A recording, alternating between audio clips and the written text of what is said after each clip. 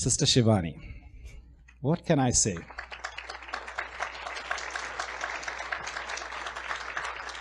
So part of my work is I travel around the world, I go on business, and wherever I go, whether it's Canada, Hawaii, Hong Kong, when they find out I'm with the Brahma Kumaris, they say, can you do me one favor, please?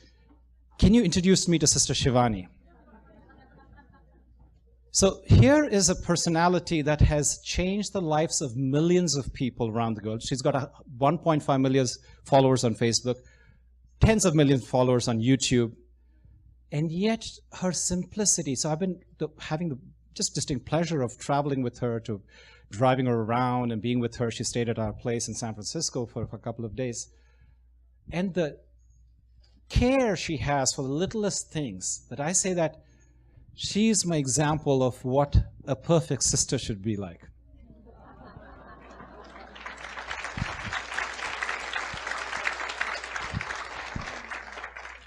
So I'm trying to get out of the way so you can listen to Shivani. Om Shanti. When someone appreciates you and says nice things about you, do you know who they are talking about?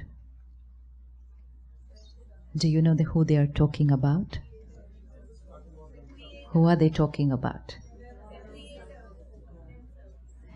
It's like I look at this glass and I ask you, please describe this glass. And you can go on and on and on. Oh, it's silver. It's very good for health. It nourishes me daily. That's your perspective about the glass. And another person could have a completely different perspective about the glass. Yes or no? Yes, same glass? Two perspectives? So if somebody is appreciating the glass, who are they talking about? Who are they talking about? They're talking about their quality to be able to see nice things. But that does not mean everybody is going to appreciate me. So when Janardhan Bhai is appreciating, you have to applaud for him because he's reflecting his qualities to you.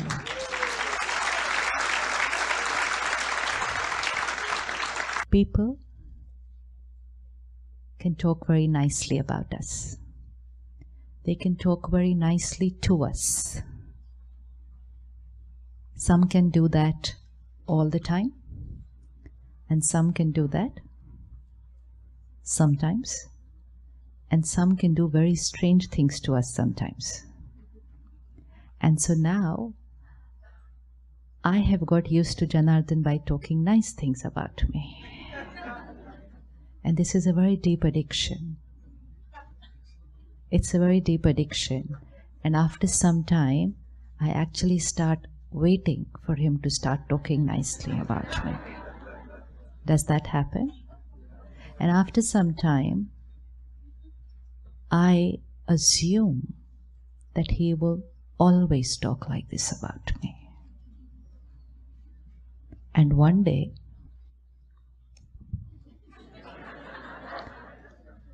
he goes up and says, I haven't seen anyone who has a bigger ego than Sister Shivani. Is that possible for someone to change what they think and believe about us? Is it possible? And that day I'm going to get hurt. And obviously I will get hurt. Isn't it obvious that I will get hurt that day? No. A little hurt, little. Am I allowed to get a little hurt? Little? Yes or no? But I should not get hurt. Acha. Hanji, aap kya keh rahe the? You don't have to get hurt. You always have a choice.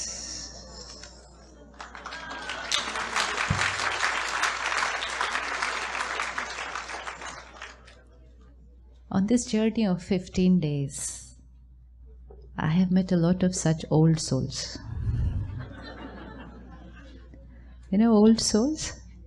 Wise, profound, spiritual, in little bodies.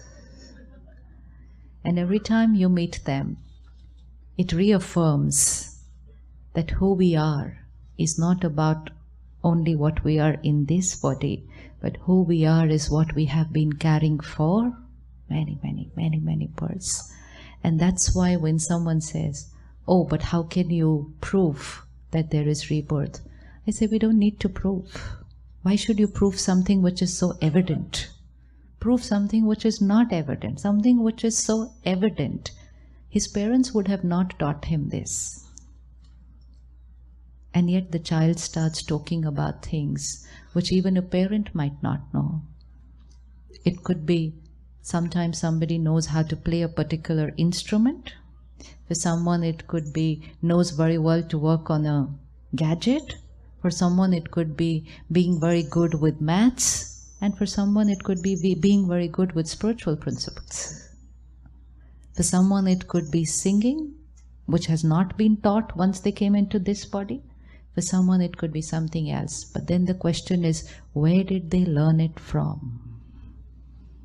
And the parents will say, we did not teach them. So where did they learn it from? They learnt it in their earlier costume.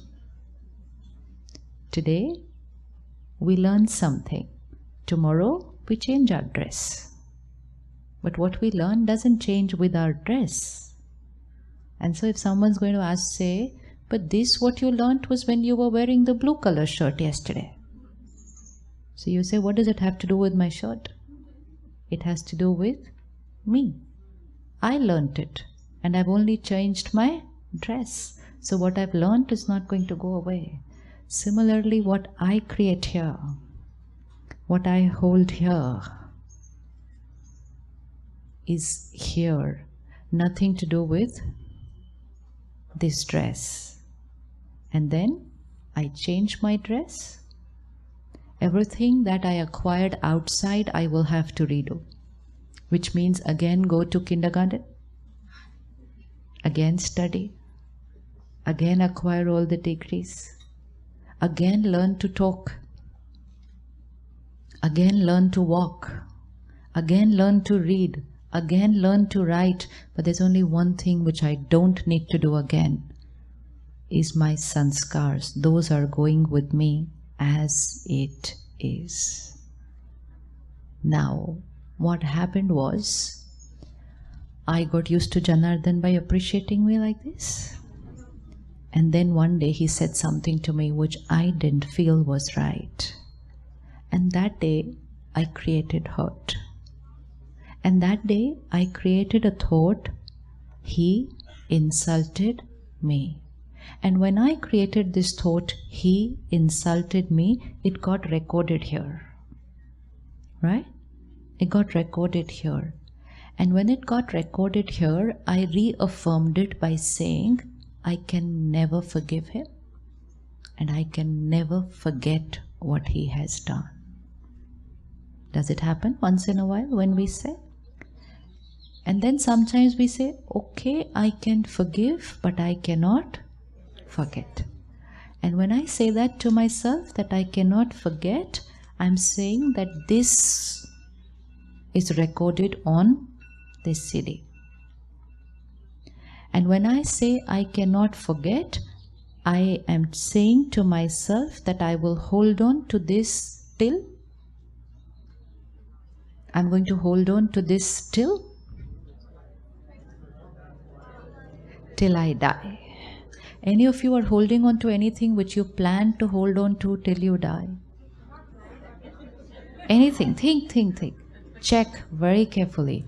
Anything which you're holding on to and you said, I will never forget what they said. I will never forget what they did. And you think that we will be holding on to it till we die. And then remember this little boy. And then tell yourself, if I don't delete it before I die, which means if I don't delete it before I leave this costume, then that little 3-year-old child is going to say, Janardhan uncle hurt me. And the mummy papa are going to say, why are you feeling hurt? What has he done? No, he hurt me. And why is that 3-year-old child saying he hurt me? Why is the 3-year-old child saying he hurt me? Because that soul did not delete that song from the CD before exiting the previous costume. And so it's going to come with me into my next costume. And in my next costume, I'm going to get hurt more easily than before, because my impression of getting hurt, my belief system that when people are not nice to me, or they do not say about me or behave with me the way I think is right, is already recorded. And now somebody does not need to say anything to me. They just don't look at me the right way, and I say, they insulted me. Previously it was, they didn't behave with me the right way. Then it was, they did not speak to me the right way. Then it was, they did not look at me the right way. And every time, the stimulus is becoming simpler and smaller, but my hurt is getting deeper and deeper. And then, in my next costume, I'm not even aware what people have done to me, but I feel rejected. I feel disrespected. And those people could be people who are very close to me. They could be my family. Because, you know, by the time I change my costume, even Janardhan uncle will change his costume. So then I will not recognize that this is Janardhan Bhai. That's when it gets very complicated. Right now in this costume, it's easy for me to recognize. This is the person, this is what he did, this is what he said, and I am hurt. And when I have the complete knowledge of who is the soul, what they did, and I am hurt, I have the power to heal myself. But when I change my costume, nature is very beautiful. Nature does not allow us to remember who we were, and nature does not allow us to remember who were the people around us and what they did. Imagine if nature allowed us to remember everything. What would happen then? What would happen then? What would happen? Can you visualize if nature allowed us to remember what we did previously? What would happen? So one day, I would be in school, 3-4-year-old, and there would be this another 3-4-year-old girl or boy around me, and I will go up to them and say, do you know what you did last time to me? You hurt me last time. Life would become so chaotic. And that's why it's very beautiful for us to forget. Today, some of us are trying to revive the past. And we go for therapies and we go for techniques by which we can know the past, by which we can know what had happened to us, by which we can know who did what they did, because we believe that when we understand who did what they did, it will be easier for us to forgive, to let go. Let's not play with nature. Let's not play with nature. If we were meant to remember, we would have remembered. If we don't remember, it's because we are not meant to remember. We're not meant to remember. Whether I know someone had done something or whether I don't know, important is for me to know that I have had a past connection with them. I forgot to forgive them last time. Or I chose to forgive them, not forgive them last time. Or I thought I have a very long life and I'll forgive them sometime, and before that I left. Now we don't know when we're going to leave. What if you know that tonight, 12 o'clock, you are going to leave? Anything you would like to do? It's 7 o'clock. 5 hours and we leave. We leave, not from Anubhuti. We leave. Anything you would like to do in 5 hours? You know, 5 hours is a long time. Most people don't even get 5 minutes. So what would we like to do in 5 hours? We have to leave. Hanji? Forgive everyone. Forget everything. And what else would we like to do in 5 hours? Think of God. There's so much to do in 5 hours. Why think of Him that time? Because that way? Because that's where we are going to go. So let's meet Him after we go there. Let's spend these 5 hours with these people.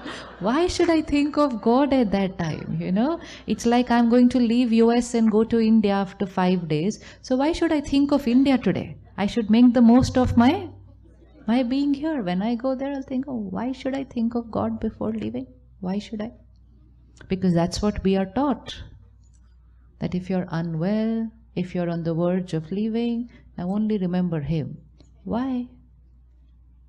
The secret is it's difficult to remember Him that time if you haven't done it throughout the journey of life. We meet a lot of people who have to be prepared to leave. And you won't believe the strangest of things that they want to do before they want to leave. You know, some souls are not able to leave the costume. Even though the costume has started getting not worth living in, deteriorating, but they're not able to leave. Why are they not able to leave? Because there is some unfinished business. There was a sister who used to come to the center very unwell. Doctor said there's no way she could even get up now from here. And then we were talking to her and she said, no, first call my daughter. And then her daughter was called and she gave her all the gold and everything that she wanted to give after that. It's very important to leave with everything finished, everything settled. No pending business, whether outside or whether inside. We all make a will of what we are going to leave behind. And most of us would have our will ready because we know that we can leave anytime. So gone is the time when somebody would prepare their will when they were 60 or 70 years old. Now at what age do we prepare our will?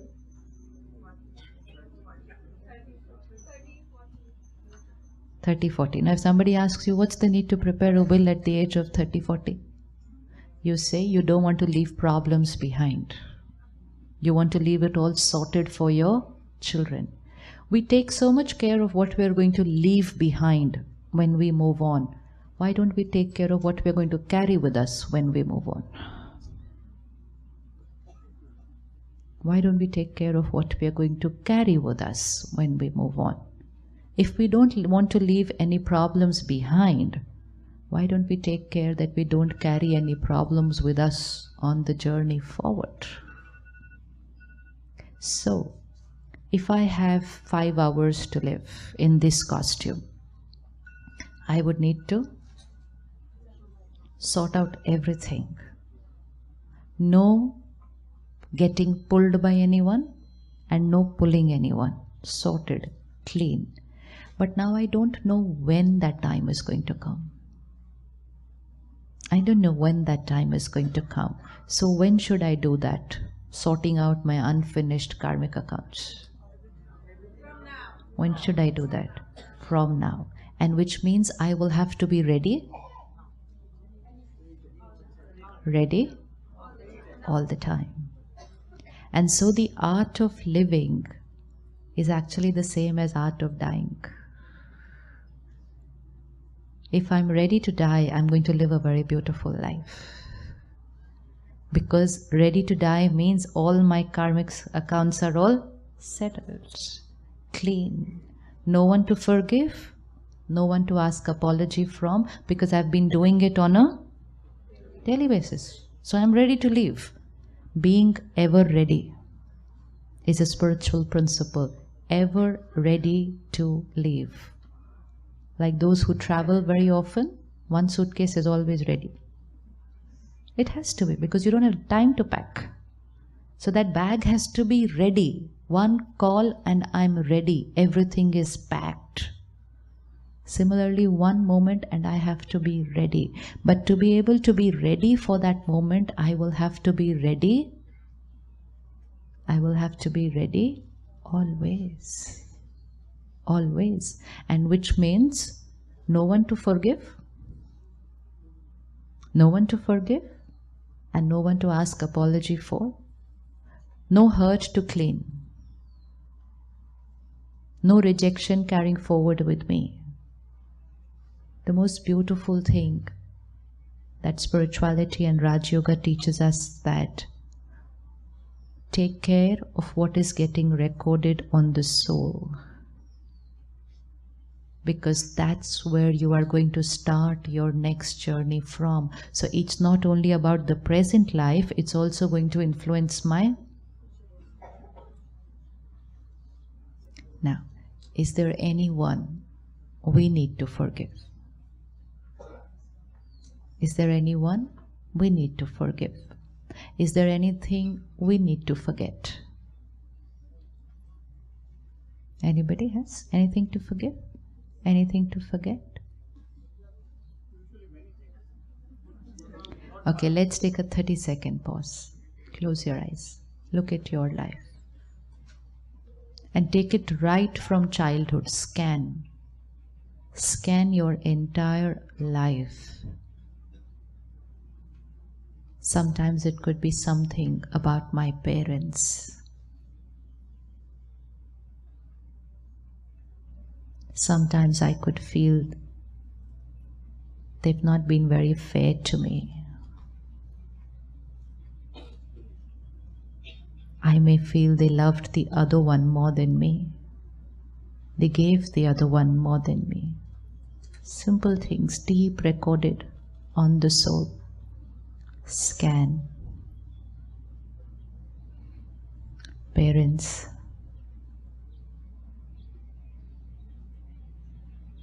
Siblings.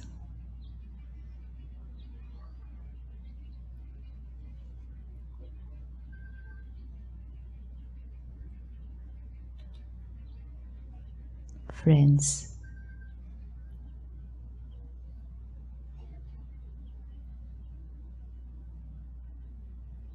Anyone said or did something which was not the way I wanted it to be, and I still remember it.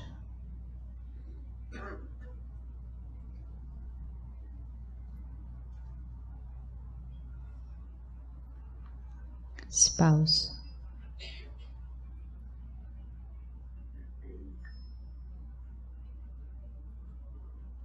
Colleagues.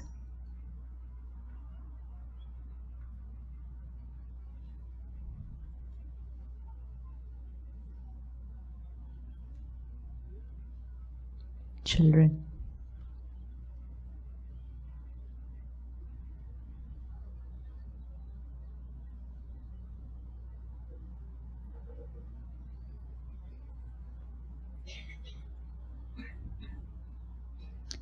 Okay, now this is a scan which needs to be done regularly.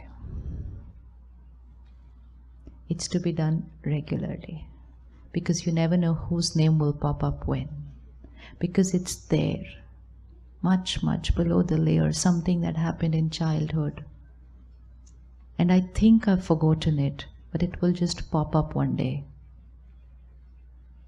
When I hear their name, when I meet them after a long time.